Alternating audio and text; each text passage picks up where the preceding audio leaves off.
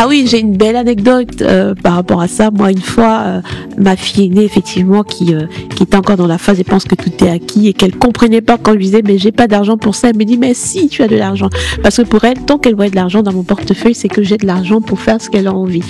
Et donc, comme elle avait une tirelire, on avait, elle mettait des pièces dedans. Hein, si ça, c'est des pièces rouges, des pièces jaunes. Enfin, il y avait pas grand chose dedans. Et donc un jour, on allait faire des courses. Elle me dit ah mais je peux prendre mon argent pour faire mes courses. Je dis mais très bien, tu peux. Et donc elle a pris sa tirelire. Je crois qu'en tout, il y avait pas plus de 3 € dedans. Et donc elle arrivait. J'ai dit ok, chacun prend son caddie. Et donc elle avait son caddie. Elle a mis des trucs. Je dis mais t'en mets trop parce que t'as pas assez d'argent pour ça. Elle me dit ah non maman si. Je dis non ça c'est beaucoup trop. Donc des fois elle acceptait que j'enlève, des fois pas. Et donc j'ai dit pas de souci, on va à laquelle chacun son chariot, chacun son portefeuille. Donc va pour acheter. Et donc la dame la caisse, évidemment, je lui ai fait signe pour qu'elle soit pas mécontente. Et donc, elle met des trucs. Et puis après, elle sort l'argent.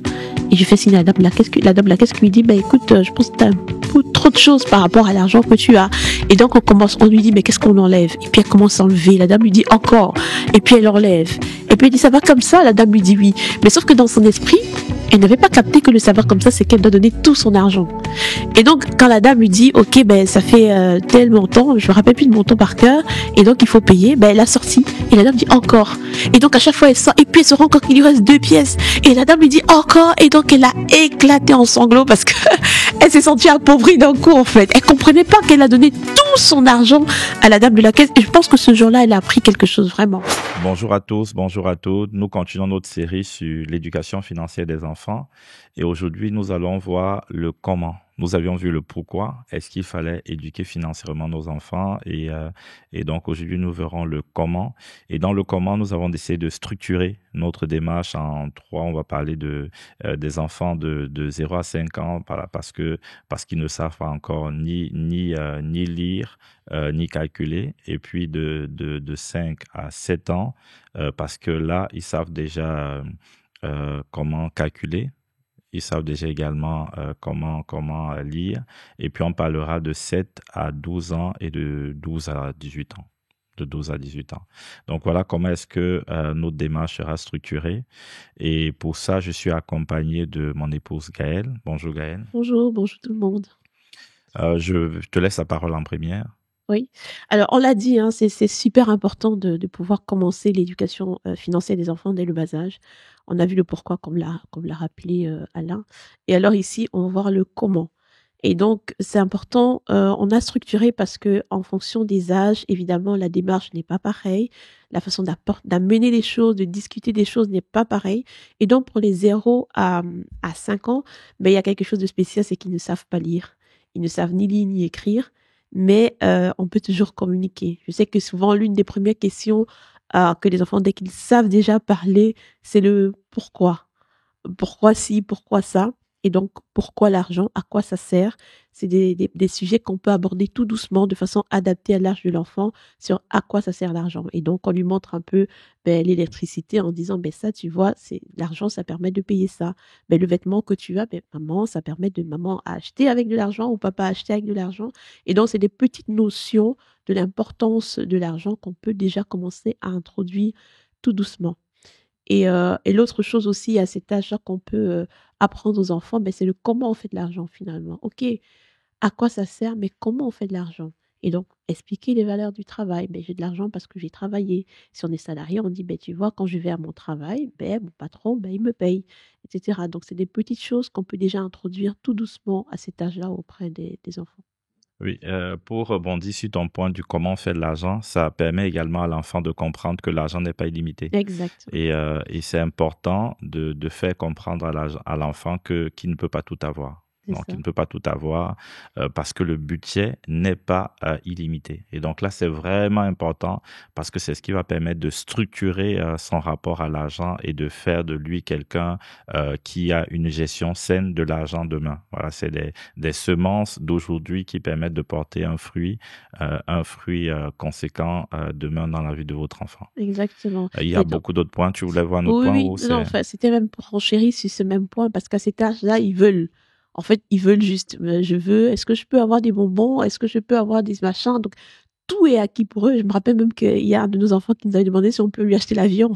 Ah oui, Mais parce que pour eux, à cet âge-là, évidemment que tout est possible. Et donc, c'est à nous, justement, de leur dire, OK, ben, dans la vraie vie, en fait, c'est limité. Voilà. Et donc, c'est comme tu disais, en fait, c'est vraiment des semences qui permettent d'avoir des bases solides, en fait. oui. Ouais. Et quand tu reviens sur le point de l'avion, ça permet aussi, il faut également apprendre à cet âge à l'enfant que les choses n'ont pas la même valeur. Exact. Donc là, typiquement, qu'un avion, ça coûte beaucoup plus cher qu'une gaufre, par exemple. Voilà, donc là, Exactement. c'est vraiment important et ça permet à l'enfant de réaliser que les choses n'ont pas la même valeur. Tout à fait. Même s'il ne comprend pas toujours la différence, même s'il ne voit pas l'ordre de grandeur, mais au moins s'il a ça dans l'esprit que les choses ne coûtent pas pareil. Exactement. Et donc, si on passe il y avait beaucoup d'autres points à aborder, mais on ne peut pas, sinon la vidéo s'éterniserait. Et puis, je profite pour dire également que tu fais une formation, justement, où tu accompagnes les parents qui souhaitent éduquer financièrement leurs enfants. Tout à fait. Et également, tu as un livre que tu prépares. Oui, et ce livre, il va sortir. Oui. Ah, il va sortir bientôt. Par la grâce de Dieu. Donc, on vous invite à vous inscrire. Il y a un formulaire qui a été mis dans le descriptif de la vidéo. Vous pouvez justement vous inscrire si vous souhaitez bénéficier des formations que Gaëlle propose justement pour accompagner les parents. Tout à fait. Et si on passe maintenant à partir de 5 Alors, ans. à partir de 5 ans, un peu plus de 5 ans, 10 plus 6 ans, les enfants, ils sont déjà quand même en CP. CP, hein, enfin, ils sont déjà en première année primaire. Donc, ils commencent à savoir écrire, savoir calculer un petit peu. Et donc là, on peut augmenter un peu la notion. Donc, parce qu'en fait, l'éducation financière des enfants, ben, faut y aller en fonction, comme on a dit, ben, de ses connaissances. C'est-à-dire qu'il connaît déjà un petit peu le numérique, un petit peu comment ça fonctionne. Il connaît un petit peu additionner des petites choses. Il sait un petit peu l'ordre des grandeurs, c'est-à-dire 2 est plus grand que 1, etc. Et donc, on peut introduire des petits exercices, par exemple, aller faire des courses et ben, se rendre compte que bah, tel produit, ça commence par 1 et l'autre, il commence par 2. Ça veut dire que celui qui commence par 2 est plus cher que celui de 1, par exemple. Euh, euh, Introduire ben, la tirelire, moi, c'est à partir de 5 ans, mais introduire la tirelire en faisant bien ses calculs. Ah, ben j'ai mis combien? Ah, ben ça va me faire combien? Ah, ben si je mets 1 euro, si je mets 1 tous les mois, ben à la fin du mois, ça fait comme ça. Donc ça, c'est des petites choses. Hein. Évidemment, on va compter un mois rond, on va dire c'est 30 jours. Donc il va savoir que si je mets 1 euro, à la fin, j'ai 30 euros, etc. Et ça lui permet de comprendre comment s'incrémente l'épargne. Donc c'est des petites choses en fait qu'on peut mettre en place avec un enfant qui a déjà 6-7 ans. Il commence à comprendre tout doucement et comme j'ai dit, en associant en fait les activités, faire les courses ensemble pour qu'ils se rendent compte vraiment de l'échange, comment ça se passe au niveau de l'argent. Et ça commence déjà à mettre en plus de la fin. Ça, comment dire, ça solidifie en fait la fondation qu'on veut donner à l'enfant, le fondement. Et surtout que souvent, on laisse aussi nos enfants payer.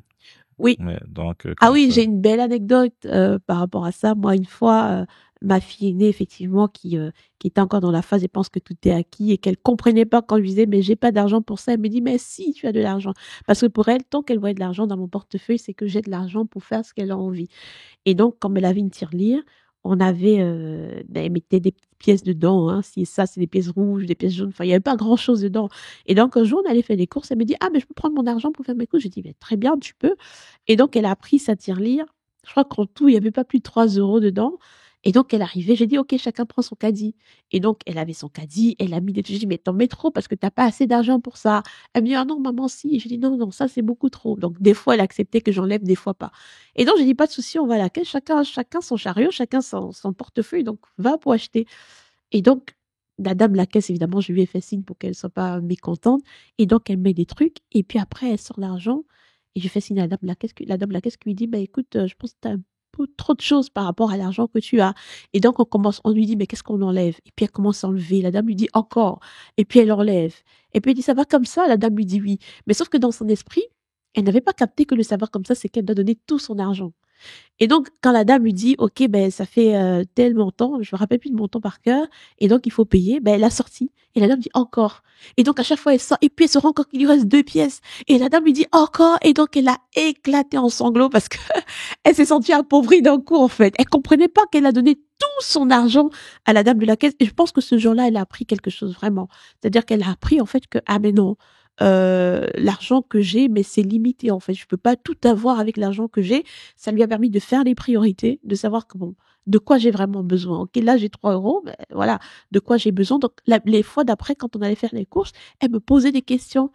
Maman, ça coûte combien? Et puis elle se disait, ah non, c'est trop cher. Ah non, j'ai trop, alors ça coûte 2. Ah non, il va plus rester beaucoup, hein. Je dis non, il va plus rester beaucoup. Et donc, ça permettait de mieux arbitrer, en fait, les dépenses qu'elle allait faire. Donc, pour Oui. moi, c'est vraiment important. Et ça, c'est un point justement important, c'est la différence entre ses besoins et les envies. Ouais. Et je pense que c'est important d'aider les enfants à réaliser qu'il y a une différence à cet âge-là, de réaliser qu'il y a une différence entre les besoins et les envies. Je pense que cet exemple que tu as donné a tout de suite permis à notre fille de réaliser que là, il faut vraiment faire cette différence, même si à côté également on leur parle pour les éduquer, expliquer vraiment que le besoin c'est ce qui est strictement nécessaire, indispensable, et les envies c'est juste que c'est le superflu dont tu peux te passer. Et donc ça c'est important de pouvoir comprendre cette notion. Si on passe au-delà de 7 ans. Ben, au-delà de 7 ans, l'enfant calcule. Ils ont déjà plutôt pas mal, ils calculent bien. Enfin, évidemment, c'est en fonction de la maturité des enfants. Il y a des enfants peut-être de 9 ans qu'on va mettre dans la catégorie en dessous. Mais un enfant qui raisonne déjà très bien, qui calcule bien, qui a déjà appris cette notion, on peut commencer à rentrer la notion d'argent de poche.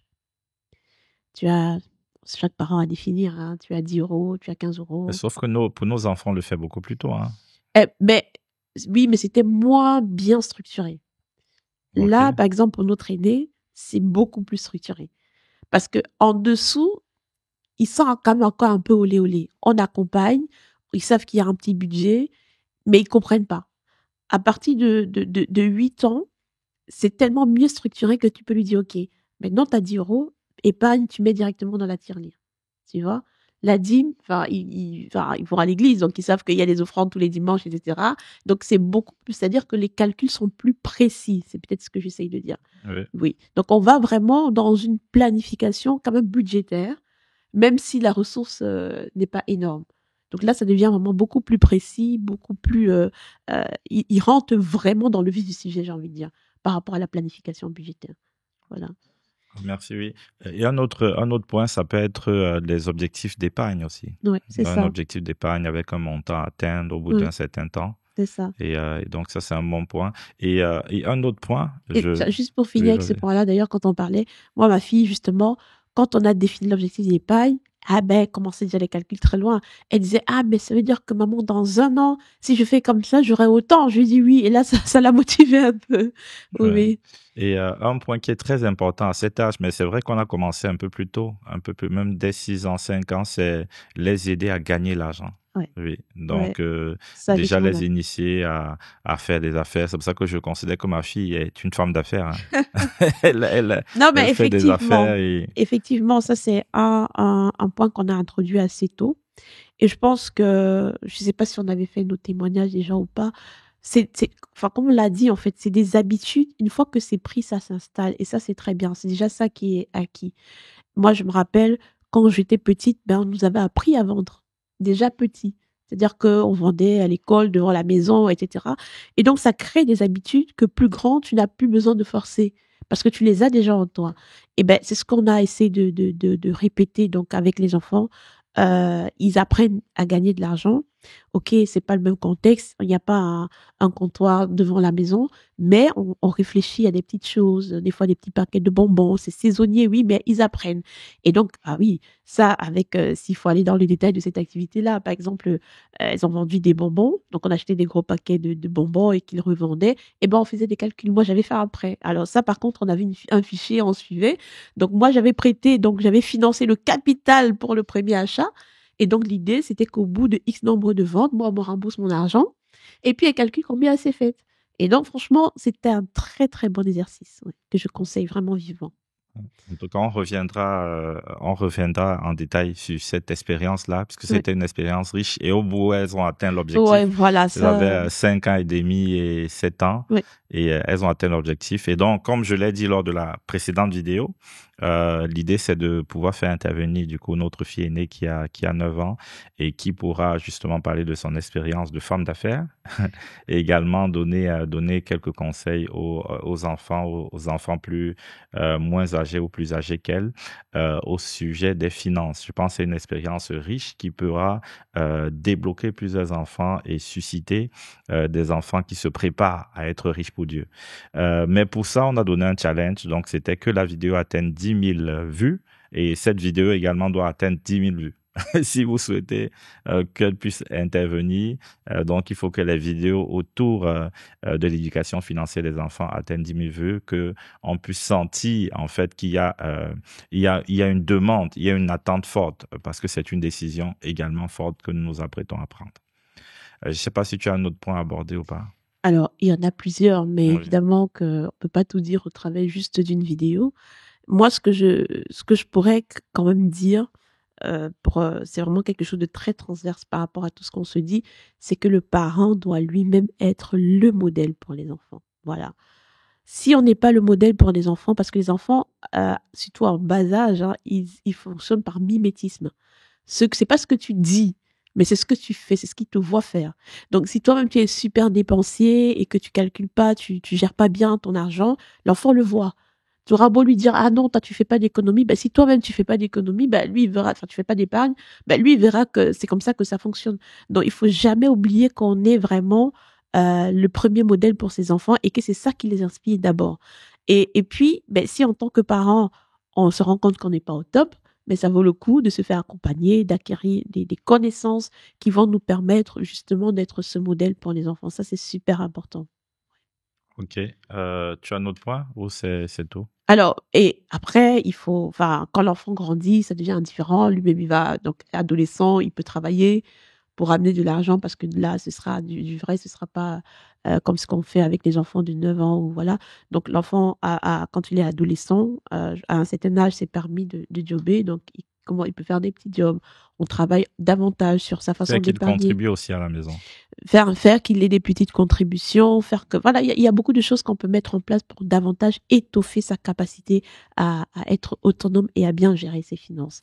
Et après, un peu plus grand, il y aura le compte bancaire, il y aura des plans d'épargne, ce genre de choses qui peuvent être mises en place aisément. Mais je reviens encore en disant que plus on le fait tôt, mieux c'est. Parce que vous vous rendez compte qu'avec ce qui avait déjà été travaillé dès 3, 4, 5 ans, avec toutes les bases, toutes les notions qu'on rajoute au fur et à mesure, mais c'est beaucoup plus facile pour un enfant à ce moment-là d'être efficace dans sa gestion de finances et de bien le faire. Ouais. Ok.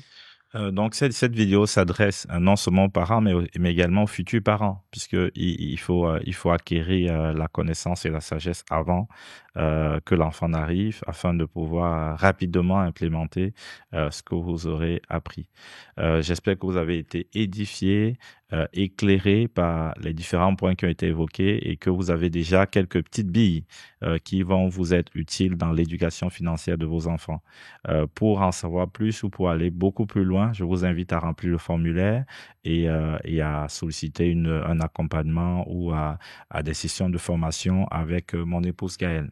J'espère que vous avez suivi déjà la première vidéo, je l'espère vraiment, parce que si vous débarquez sur comment, allez d'abord écouter le pourquoi pour avoir une dose de motivation supplémentaire à aller au bout, parce que c'est pas toujours évident et on est souvent noyé dans beaucoup de contraintes qu'on peut s'y perdre.